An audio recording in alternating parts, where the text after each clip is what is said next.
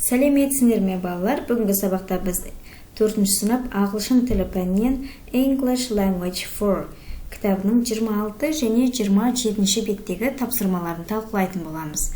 My caring family. Бай Нұржан. Менің қамқор отбасым.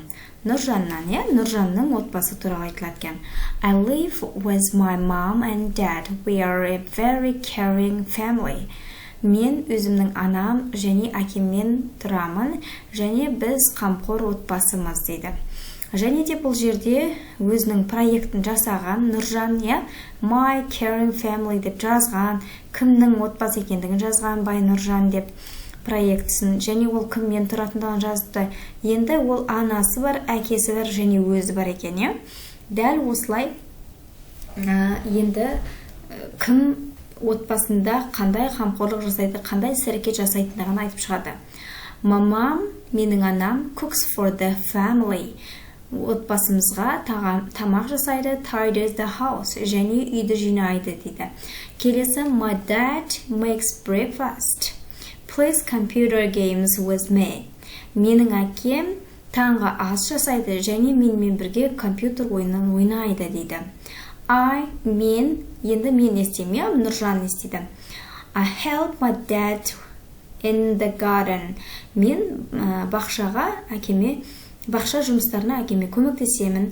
I help my mom with dinner. Мен түскі асқа, кешкі асқа анама көмектесемін. I walk the dog. Және итті серуендетуге шығарамын дейді. Осылайша барлығы өз жұмысын біледі, бір-біріне қамқорлық жасайтын отбасы екен. Exercise 1. Read and answer. Who? Бірінші тапсырмада оқы және жауап бер дейді. Кім жасайды екен дейді. Helps Нұржан's dad in the garden. Нұржанның әкесіне бақша жұмысына кім көмектеседі дейді. Нұржан көмектеседі. Екінші, walks the dog. Кім итті серуенге алып шығады. Нұржан, бұны да Нұржан жасайды. Third, tidies the house. Үйді кім жинайды? Mom helps Нұржан's mom with dinner. Анасына тамаққа жасауға кім көмектеседі? Нұржан makes breakfast. Кім таңғы ас жасайды? Әкесі cooks for the family. Отбасына тамақ жасайтын анасы. Дәл осылай жазып шығамыз. Exercise 2. Think of your caring family, tell the class. Екінші тапсырмада өзіңнің қамқор отбасың туралы ойла, және де ол туралы сынабыңа айт дейді. Сұрақ қойған екен, дәл осыған жауап береміз. What does your mom do? дейді. Сенің мамаң не істейді? Оны осылай жазсақ болады екен. My mom cooks for the family, tidies the house.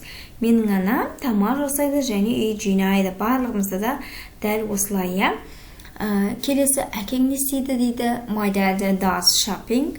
Менің әкем не істейді? Шоппингке барады, дүкенге барады дейді. What do you do? Сен не істейсің? I help my mom with tidying the house, water the flowers. Мен анама үй жинап көмектесемін, және де гүлдерді суарып көмектесемін дейді. Дәл осы сияқты не болмаса, осыған ұқсас сөйлемдер болса, жазсақ болады. Exercise 3. Do my caring family project, present it to the class. Енді бұл үшінші тапсырмада тура жаңағы біздің Нұржан секілді менің қамқор отбасым атты проект дайында, және оны сынабыңа көрсетіп таныстыр дейді. Оны қалай жасаймыз десеңдер, мінекей тура осылай жазамыз. My caring family дейміз, бірақ Бай Нұржан емес, Бай дейміз да өзіміздің атымыз жазып қоямыз. Және кіммен тұрамыз? I live with my mom and dad дейміз. Мүмкін әпкеміз, ағамыз, ініміз, сіңіліміз болса, mom, dad, және де арғырай with my sister, brother деп кете берсек болады. Және кім не істейді? My mom, менің анам дейміз да, не жазамыз? Жаңа екінші тапсырмада жаздық қой. My mom cooks for the family, tidies the house. Дәл осылай жазып шықсақ болады. Түсінікті ғой, Келесі бізде Exercise 1. What can a baby do? What can't a baby do? Look and put a tick or a cross. Then say. Енді төменде кішкентай сәби не істей алады, не істей алмайды. соған қарада галочка қоямыз. Жасай алатын болса, жасай алмайтын болса, X-ті қойып шығамыз дейді. Baby drink milk, сүт іше алады. Екінші, skip, секіре ала ма? Секіре алмайды, я. Үшінші, cry, жылай алады. Төртінші, read books, кітап оқи алмайды. Talk, сөйлей алмайды. Crow, еңбектей алады. Cook, тамақ істей алмайды.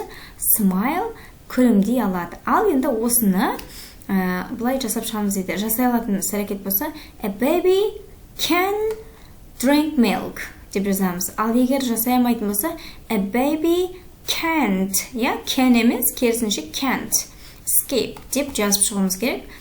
Астына мысал көрсетіп тұр, a baby can drink milk деп. Сол секілді мені дәл осылай жазып шықсақ болады. A baby can drink milk, a baby can cry, a baby can crawl, a baby can smile деп. Сәби сүт іше алады, жылай алады, еңбектей алады, күлімдей алады. Келесі, a baby can skip, a baby can't read, a baby can't talk, a baby can't cook. Яғни сәби секіре алмайды, оқи алмайды, сөйлей алмайды, тамақ жасай алмайды деп жазуымыз керек. Бүгіндікке осымен сабағымыз аяқталды. Сау болыңдар.